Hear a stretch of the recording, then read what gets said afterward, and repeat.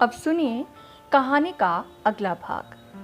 Flight में जब स्वाति की आंख खुली तो उसकी नज़र खिड़की के बाहर गई और उसकी आंखें खुली की खुली रह गईं। दूर दूर तक बादलों के गुच्छे नजर आ रहे थे, जैसे कि उनका बाजार सजा हो। अब तक तो उसने सिर्फ सिर उठाकर ही बादलों को देखा था, लेकिन आज तो वो बादलों के ऊपर थी और उन्हें देखने के लिए उसे सिर झुकाना पड़ रहा था। कहीं कोई छोटे बादल का टुकड़ा जैसे इस अनंत आकाश में अपना अस्तित्व तलाश रहा था, तो कहीं किसी बड़े संयुक्त परिवार की तरह कई छोटे बादलों को समेटे एक बड़ा बादल। कितना खूबसूरत नज़ारा है।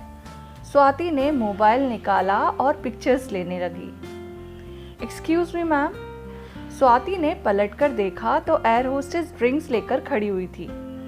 जूस, कोल्ड ड्रिंक के साथ अल्कोहल भी सर्व किया जा रहा था और ज़्यादातर लोग उसी के ज़रिए अपना पैसा वसूलने की कोशिश कर रहे थे।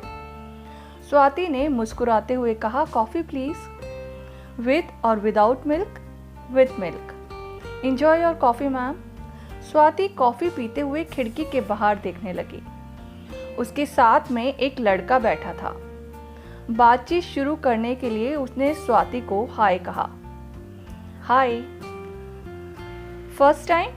हाँ, लेकिन आपको कैसे पता चला? आप जिस तरह से बादलों को देख रही हैं ऐसा लगा मुझे। हाँ, मैं बहुत रोमांचित हो गई उठते साथ ही ये दृश्य देखकर। आपकी हिंदी तो काफ़ी अच्छी है। ऐसा कुछ नहीं, बस ठीक ठाक बोल लेती हूँ। नहीं, सच में अब ये शब्द ज़्यादा सुनने को नहीं मिलते। आप लिखती हैं क्या? नहीं, अब तक तो कभी कोशिश नहीं की। मुझे लगता था कि बस राइटर्स की ही हिंदी ऐसी होती है। स्वाति हल्के से मुस्कुरा दी। आप करती क्या हैं? मैं बच्चों को पढ़ाती हूँ और थोड़ा बहुत सोशल वर्क करती हूँ। और आप? मैं सॉफ्टवेयर कंपनी में काम करता हूँ और एक मीटिंग के लिए यूएस जा रहा हूँ। आप घूमने जा रही हैं वहाँ? नहीं। तो फिर ज़रूर आपके रिलेटिव रहते होंगे वहाँ। नहीं। तो अब आप ही बता दीजिए। मैं वहाँ सोशल वर्क से जुड़े अपने काम के लिए एक अवार्ड रिसीव करने जा रही हूँ। वाओ, ग्रेट यार, I am so lucky. Swati ने हंसते हुए पूछा, इसमें लकी की क्या बात है? By the way, my name is Rohan. Hi, I am Swati. Swati, इस उम्र में जब लोग सिर्फ पैसा कमाने की सोचते हैं, आप उस उम्र में समाज के लिए काम कर रही हैं। ये कोई छोटी बात तो नहीं है। ऐसा कुछ नहीं, मुझे लगता है आप पैसा कमाने की ओर ध्यान देते हैं क्योंकि आपको ऐसा करके अच्छा लगता है, और आप भी तो पैसे कमाकर देश का आर्थिक विकास ही कर रहे हैं। इस तरह आप भी समाज को और बेहतर बनाने में अपना योगदान दे रहे हैं। दरअसल हम सब वो कर रहे हैं जिसे करने में हमें खुशी मिलती है। कितना अच्छा बोलती हो तुम। सॉरी आप। इट्स ओके, आप मुझे तुम कह सकते हैं। हाँ स्वाति, तुम्हारी बात ठीक है, लेकिन हर इंसान जो करना चाहता है कई वजहों से वैसा कर नहीं पाता। स्वाति ने मन में सोचा, उससे बेहतर ये बात और कौन समझ सकता है। चाहते हुए भी तो उसे अनिमेष से दूर होना पड़ा। क्या हुआ, कहाँ खो गई तुम? आपकी इस बात से किसी की याद आ गई। एयर होस्टेस ने वेज नॉन वेज पूछकर मील सर्व किया। रोहन ने पहले नॉन वेज बोला, पर स्वाति का वेज ऑर्डर सुनकर अपने लिए भी वेज ऑर्डर कर दिया। अरे आपने भी वेज क्यों लिया? आई नो, जो लोग वेजिटेरियन होते हैं ना, उन्हें नॉन वेजिटेरियन के साथ कंफर्टेबल फील नहीं होता। थैंक यू सो मच इतना सोचने के लिए, लेकिन मैंने अब खुद को काफ़ी बदल लिया है। अच्छा किया स्वाति, वरना यूएस में खाना अकेले ही खाना पड़ता तुम्हें। खाना खाकर रोहन अपने लैपटॉप पर कोई मूवी देखने लगा। स्वाति ने मन में सोचा, काश मैं भी कोई किताब लाई होती तो इतनी लंबी जर्नी आसानी से कट जाती। स्वाति विंडो से सिर टिकाए ईयरफोन लगाकर गाने एंजॉय करने लगी। गाने सुनते सुनते उसकी आंख लग गई। किसी आवाज़ से यकायक स्वाति की नींद खुल गई। आंखें खोलकर देखा तो उसके आगे की सीट पर बैठे हुए अंकल जोर जोर से खर्राटे ले रहे थे। रोहन स्वाति को देखकर हंसने लगा। दोनों ही अंकल के खर्राटों से परेशान थे। मेरी भी नींद इन अंकल ने उड़ा दी थी, लेकिन चलो, इस बात की खुशी है कि अंकल की नींद तो अच्छे से हो रही है। और हमारा क्या रोहन, एक तो वैसे ही रात को नींद नहीं हुई और अब अंकल भी नहीं सोने दे रहे हैं। चिल यार, सोने के लिए तो अब अंकल के उठने का ही इंतज़ार करना होगा। बस यही एक ऑप्शन है अब हमारे पास। ठीक कह रहे हो, लेकिन तब तक हम क्या करें? एक काम करते हैं, लूडो खेलते हैं। लूडो? वो भी लेकर आया फ्लाइट में? कौन से युग में जी रही हो यार, आजकल ये सब फ़ोन पर होता है। अच्छा, स्वाति ने मुस्कुराते हुए कहा, कभी कभी सच में लगता है कि मैं आज के ज़माने से बहुत पीछे हूँ। अरे मैं मजाक कर रहा था, सॉरी तुम्हें बुरा लगा तो। अरे नहीं, बिल्कुल बुरा नहीं लगा मुझे। सच तो ये है स्वाति कि हम फालतू लोगों के लिए ये सब है। तुम्हें कहाँ फुर्सत मिलती होगी। फिलहाल अभी मेरे पास फुर्सत ही फुर्सत है। चलो लूडो खेलते हैं। स्वाति, हम जोर जोर से हंसेंगे ताकि अंकल जल्दी उठे और फिर हम सो जाएं। तुम बहुत शैतान हो रोहन। होना पड़ता है, क्या करे। दोनों गेम खेलने लगे। तुम्हें कुछ भूख लगी है? लगी तो है मुझे भी।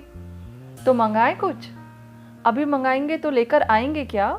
हाँ बिल्कुल लाएंगे यार, हमने पैसे दिए हैं। लेकिन मेरा सैंडविच खाने का बिल्कुल मन नहीं कर रहा।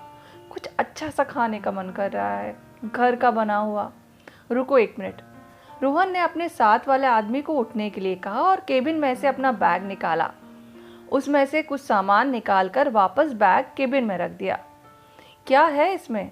मेरी माँ का प्यार। रोहन ने डिब्बा खोला, उसमें पूड़ी, करेले की सब्जी और कच्ची कैरी का अचार था। वाह, ये मुझे बहुत पसंद है।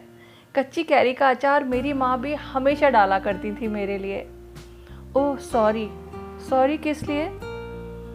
अब आंटी नहीं रही ना? अरे नहीं, मैं ही सालों से घर नहीं गई। क्यों? काम से फुर्सत ही नहीं मिलती। स्वाति ने पूरी का एक रोल बनाकर एक हाथ में लिया और दूसरे में कच्ची कैरी का अचार।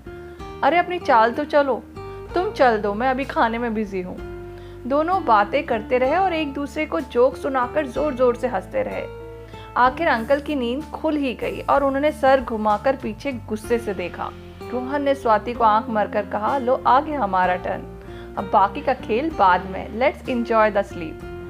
पता नहीं कितने घंटे दोनों सोते रहे। बीच बीच में अनकंफर्टेबल होने की वजह से नींद खुलती, लेकिन नींद इतनी हावी थी कि उन्हें फिर आ जाती। स्वाति ने सपने में अपनी माँ को रोते देखा और उसकी नींद खुल गई। दोबारा फिर उसने सोने की कोशिश की, लेकिन अब नींद उसकी आंखों से कोसों दूर थी। माँ का चेहरा उसकी आंखों के सामने झूल रहा था। मेरी माँ की क्या जिंदगी है। वो चाहकर भी पापा के डर से मेरे पास नहीं आ पाती। मेरी ही माँ क्यों? ज्यादातर औरतों की भारत में यही तो हालत है। इसकी जिम्मेदार क्या वो खुद है? क्योंकि वो अपने पैरों पर खड़ी नहीं, इसलिए अपने मन के फैसले नहीं ले पाती। घर परिवार की पूरी जिम्मेदारी संभालती हैं, सबकी खुशी का ख्याल रखती हैं, लेकिन उनकी खुशी? ना तो वो अपनी खुशी को महत्व देती हैं और ना ही परिवार के दूसरे लोग। देखा जाए तो उनका काम कितना अनमोल है। माँ ने ही तो एक बार समझाया था, अनमोल वो होता है जिसका कोई मोल नहीं होता। पर लगता है लोग उसकी इज्जत ज्यादा करते हैं जिसका कोई मोल होता है। जिस घर को वो अपना समझकर सारी जिम्मेदारी उठाती हैं, दरअसल वो उनका होता ही नहीं। रोहन की नींद खुली तो उसने स्वाति को किसी गहरी सोच में डूबे देखा। क्या सोच रही हो? माँ की याद आ गई। अब अमेरिका से वापस जाकर उनसे मिलने चली जाना, चाहे कितना भी काम हो। तुम काम में इतना बिजी रहती हो, इसीलिए शायद उनकी कमी को भुला पाती हो, लेकिन उनके बारे में सोचो, वो कितना मिस करती होंगी तुम्हें। रोहन सच ही तो कह रहा है। काम के जरिए ही तो मैं माँ और अनिमेश की कमी को भुला पाई हूँ, वरना मेरे लिए जीना मुश्किल हो जाता। अब क्या सोचने लगी? यही कि तुम सही कह रहे हो, वापस जाकर मैं माँ से ज़रूर मिलने जाऊंगी। चलो एक एक बाजी और जमाई जाए लूडो की। लेकिन पहली बाजी अभी कहाँ खत्म हुई है। हाँ, लेकिन फ़ोन में गेम छोड़ने पर नए गेम से स्टार्ट करना पड़ता है। ये तो चीटिंग है यार, उस गेम में मैं जीत रही थी। एक बार फिर से लूडो की बाजी जमाई गई और साथ में उनकी बातों का सिलसिला यूं ही चलता रहा। रोहन के साथ ने स्वाति का ये लंबा सफ़र मनोरंजक बना दिया था। आखिरकार प्लेन अपनी मंजिल पर पहुंचकर लैंड हो गया। अमेरिका पहुंचकर क्या स्वाति को मिल पाएगा उसका बिछड़ा प्यार? जानने के लिए सुनते रहिए मेरी कहानी स्वाति के सपने।